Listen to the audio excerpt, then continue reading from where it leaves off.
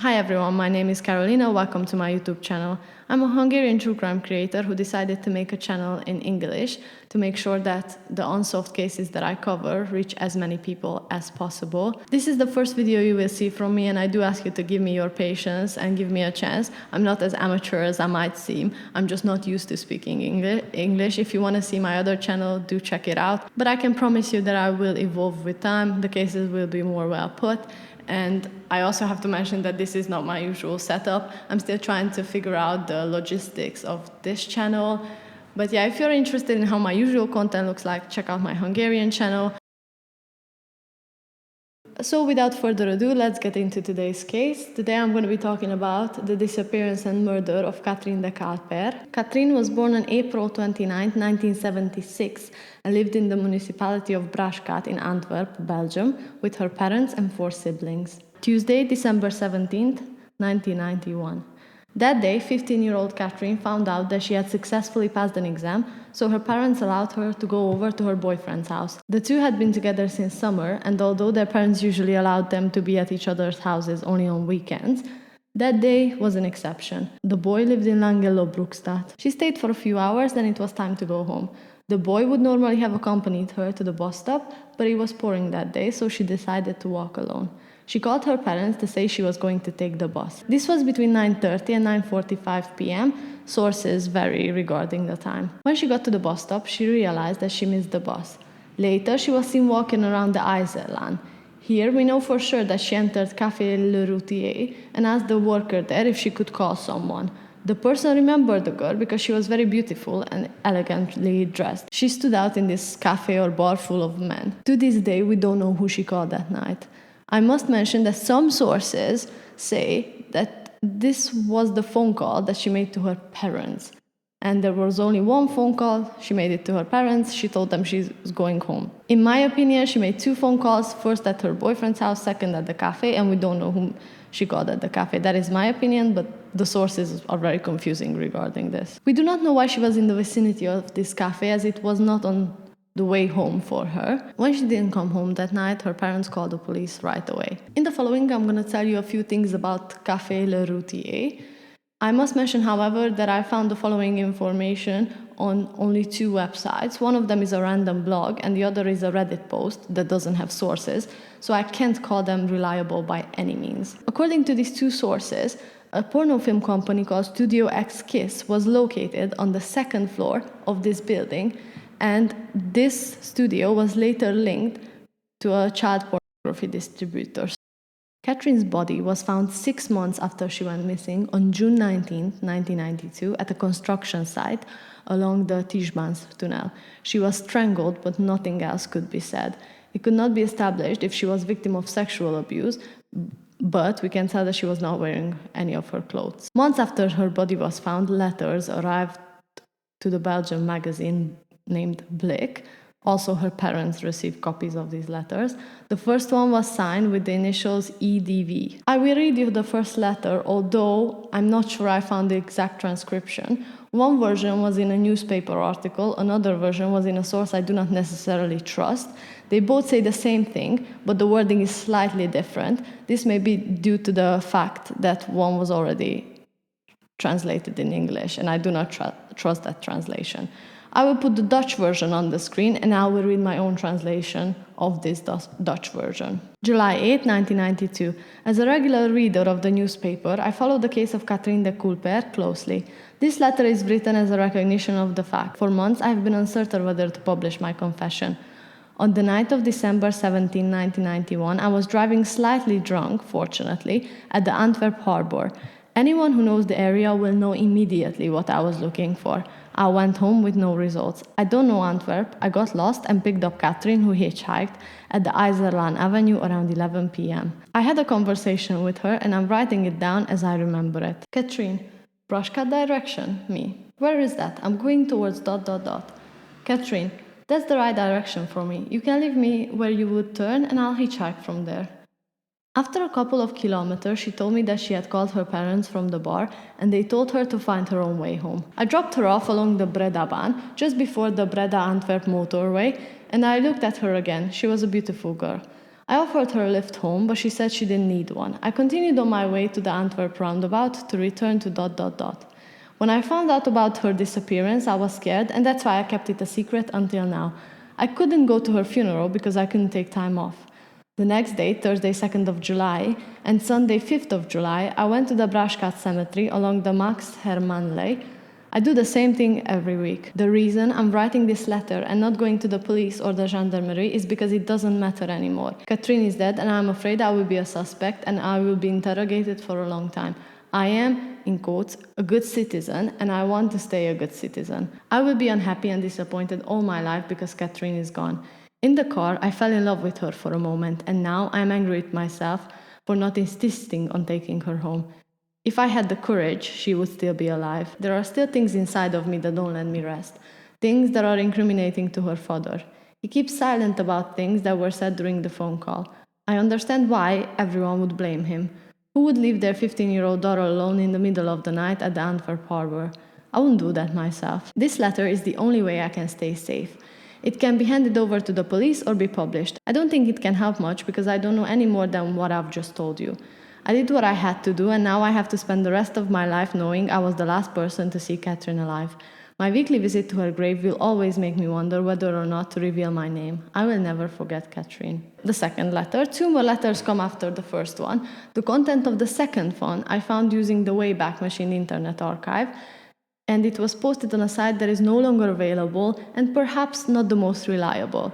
I did find a summary of the letter in a reliable news source, so I have decided to read the one from the sketchy website as it contained the same information. Despite this, let's take the following letter correct content-wise, but not necessarily the exact wording of the original. So I'm going to read out the second letter now. Concerns Katrien de Cuyper. I was very surprised to see my letter published. I can see that this is not a gossip magazine, so I'm writing this second letter. First of all, I need to clarify the point in the article that was not made clear. In quotes, it does not say exactly where Katrien left. How? This is a question for the investigators. I pick up hitchhikers regularly. I don't know what time I picked them up from and where I dropped them off. There was no traffic that night. I drove at a normal speed. And where? I was very clear in the first letter. I left her along the Breda-baan at the beginning of the Antwerp-Breda motorway.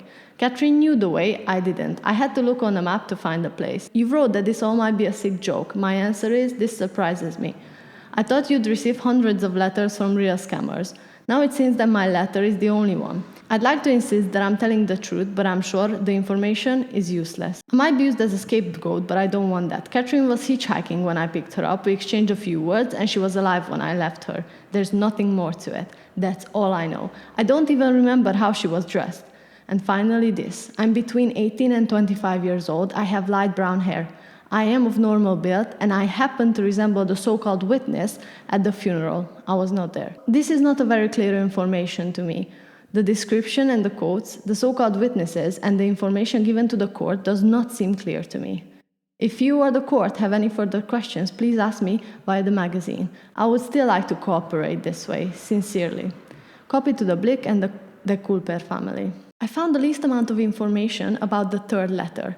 The author talks about Katrien telling him about calling her father, also about the fact that they did not talk much in the car because the music was loud. Katrien mentioned it to him that he has very bad taste in music when they were listening to the songs together.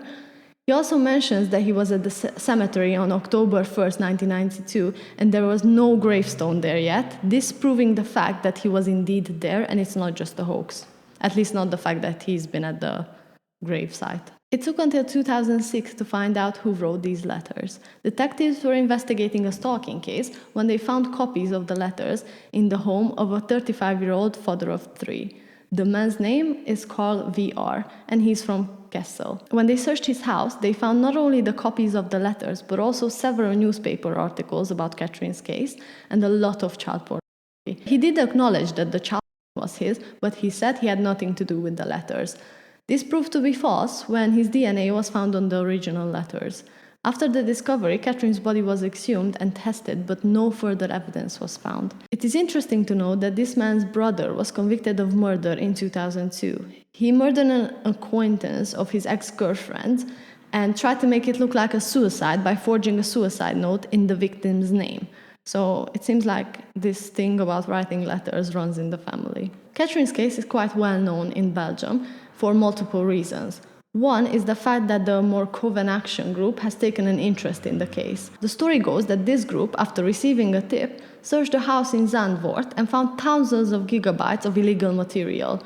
Amongst the images, a picture was found of a child that looked eerily similar to Katrien. I did debate whether to show you this picture, but I do think that there might be something to it, so I will put it on the screen now. Their theory is that she was implicated in a child trafficking ring before or after her disappearance. By the way, this group, this Markhoven group, is quite controversial because they have had many run-ins with the police, and it is often questioned how they get hold of the pictures and videos they receive. It is believed that they threaten a lot of people for information. The other questionable thing they do is that they spread a lot of conspiracies about a possible prostitution ring, child prostitution ring in Europe. Katrien's case is also quite well known because of the following fact, and this might make you believe that there might be something to the Markhoven allegations of a child prostitution group in Europe. So I'm going to be talking about the Marc-Dutroux case. At one point, a woman called Regina Louf tells the police that Katrien was strangled during a sex game gone wrong at a Gravenwezel castle. Regina's name is well known in Belgium as she is the so-called X1 witness in the infamous Dutroux case. Regina is the survivor of serial killer Marc Dutroux. Let me tell you a few things about him. Marc Paul Alain Dutroux is a Belgian-born serial killer, child abuser, and serial rapist. His story, in the order that the public found out about it, goes as follows. On June 24, 1995, friends Melissa Rousseau and Julie Lejeune disappear after going for a walk in the commune of Grey-Solon. On the 23rd of August 1995, 17-year-old Anne Marchal and her 19-year-old friend Effia Lambrex were on holiday with friends in Ostend when they disappeared. Anne and Effia attended a hypnotist show that evening, but never returned. On the 28th of May 1996, 12-year-old Sabine Dardenne disappears on her way to school. The following month, 14-year-old Letitia Delay from Bertree disappears when she's walking home from the swimming pool. In August 1996, regarding Letitia's case, a witness came forward saying that they have seen a white van in town and found it suspicious. The witness gave the police a partial plate number, which led to finding Marc Dutroux. Not only him, but also his wife, Michelle Martin, and one of their friends, Michel Levier, was arrested regarding this. As soon as the police found this out, they went to one of Dutroux's houses, and in the cellar they found not only Letitia Delay, but also Sabine Dardenne. Both girls were alive. Letitia had been in captivity for almost a week, Sabine for almost 79 days. After this, Dutroux leads the police to the bodies of the other missing girls.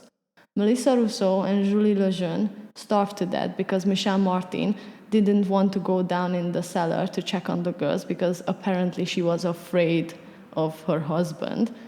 Anne Marchal and Effia Lambrex were buried alive. The surviving girls went home, and of course the media went crazy over the whole thing. Belgium had a serial killer. Dutroux and his accomplices were arrested and charged, and many things surfaced that the police would have rather kept a secret. In 1989, Dutroux and his wife were arrested and convicted for the abduction and rape of 5 girls. He was sentenced to 13 years, but only served 3 before being released in 1992. As soon as he was released in 1992, a police informant told them that Dutroux asked him to help kidnap a girl. The police did nothing about it. Later that year, Dutroux's own mother called the police, saying that she believed that her son was holding girls captive. The police, again, did nothing.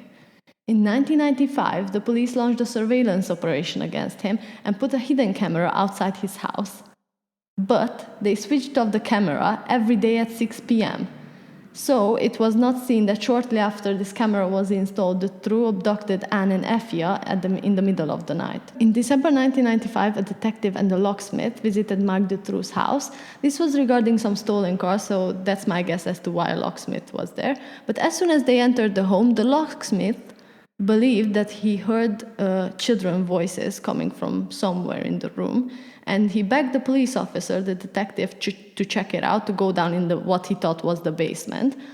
the detective did not do that. Later we find out that Melissa and Julie's voice was heard, not from the basement, but from a secret dungeon-like room that Marc Dutroux built himself. While the detective apparently didn't search a house, they did take a few VHS cassettes from the scene. One of these cassettes show how Marc Dutroux built this dungeon-like captivity room, and it even showed how to get in. The police did not watch the footage because they did not have a VHS player. There are so many of these coincidences that the people began to suspect that someone from high above was trying to cover for this pedophile. The conspiracy was furthered by the fact that Dutroux claimed, and still claims, that he's just a small player in an international pedophile group of millionaires and politicians. The police start investigating several well-known businessmen who may have been involved, and they do arrest a few. They ask the public to come forward if they know anything about the case, and 11 possible victims came forward. These victims' witnesses are referred to in court proceedings as witness X1, X2, X3, and so on. Some of the case files, or I would rather call them deposition transcripts, have been put on WikiLeaks, and if you speak French, you can check them out. It is an over 1,000-page dossier, and they are not specifically things that the court accepts as facts. They are like deposition transcripts where the victims claim something happened and you can read about it. In 1996, several investigators in the Dutroux case were replaced and a huge outrage ensued. Everyone was sure a cover-up was happening and they would not stand for it. So on October 20th, more than 300,000 Belgians took to the streets to protest against the government, against the terrible work of the police, and because apparently no one gave a damn about the children and their safety. The march was called the White March and was organized by the families of the Dutroux victims. That day, workers went on strike and firemen used hoses to flood government buildings to cleanse them from all the evil they could see in front of their eyes. Dutroux and his accomplices were tried in 2004. Marc Dutroux received life imprisonment, his wife 30 years, and Levier 25 years. To everyone's biggest shock and disgust, Michel Martin was released in 2012. Michel Lelièvre was released in 2017. So this whole segment started when Regina, aka witness X1 of the Dutroux case, said that Katrien was a victim of Dutroux and she was strangled during a sex game gone wrong. Regina said this claim have been somewhat disputed, or at least most people don't believe it's true. Most of what Regina has said throughout the years has been questioned quite heavily by the public, by the media, by the police. The police straight out say that nothing she says is true. The media kind of questions everything she says. I'm an advocate of believing victims and believing their story, and especially in this case when there's so much conspiracy, so many weird things going on. I don't think it's our job to decide whether she's telling the truth or not. This would have been the job of the police and the court, but they did an awful job. So now we are left with more questions than answers. And yeah, I did want to mention that one of the surviving girls, Sabine, wrote a book, and I will put the cover on the screen now. If you're interested, you should definitely read it. If I'm correct, it is in French, but you can always use Google Translate to read it. So in the following, I want to talk about the fact that there was an astonishing number of serial killers in the area around that time, and possibly even now, and so many children disappeared within the span of like 20 years. Firstly, the body of 16-year-old Christine Van Hees was found on a mushroom farm in Belgium on February 13th, 1984. Her murder remains unsolved to this day, but many believe she was one of Dutroux's victims. 12-year-old Elisabeth Brichet went missing in December of 1989 from Belgium. She was a victim of serial killer Michel Fournier. 10-year-old Nathalie Heijsbrecht went missing in February 1991 from Belgium. The case is unsolved, but she may have been a victim of serial killer Michael Strauch. I will put his name on the screen because it's quite hard to pronounce. 6-year-old Nymph Pullman went missing from the Netherlands on October 28, 1991, and the man named George Adler later confessed to killing her. He was also convicted. But since her body has never been found, her parents don't believe he did it. 14-year-old Inge Bruggeman disappeared on the 30th of December 1991, and 16-year-old Ines van Mulder disappeared in April 1992. Both girls were victims of Belgian serial killer Ludo de Beukelare. 11-year-old Kim and 8-year-old Ken Herman, siblings, went missing on 4th of January 1994. Kim's body was found a month later, and Ken is still considered a missing person. 15-year-old Wilke Dost went missing from the Netherlands on January 15, 1992. The case remains unsolved to this day. I wouldn't say that it's necessarily weird that so many serial killers were active in this area around this time, but I would say it's definitely weird how many children went missing on such a small area. The Netherlands and Belgium are not big countries at all. In the USA, if the same amount of girls went missing, I think there would be many Netflix series and books about this, but here in Europe we barely hear about these things. We barely have a way of finding out about such serial killers and disappearances. Obviously that is because of the language barriers. But just to turn back to Katrien Decalper's case, this is all I can tell you today about this case, which remains unsolved. Obviously, I would like to send my sincere condolences to Katrien's family and friend. It's a terribly tragic case, and I hope from all my heart that the case will be solved and justice will be served. Anyone who has any information about the case should contact the correct authorities. You can see every contact information on the screen now.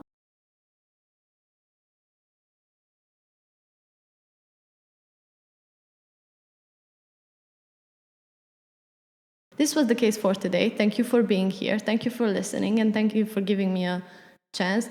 Please, as I said, give me some time. Be patient with me while I figure out how I want this channel to look like. What I can promise you is that I will present unsolved cases from non-English speaking countries, cases that are not well known, cases that need more attention. And hopefully you will be with me along this journey. And what I can promise you is that I will definitely develop and become better at this with time. Yeah, thank you for being here. Thank you for listening. As always, take care of yourself, be good and do good. See you in the next one. Goodbye.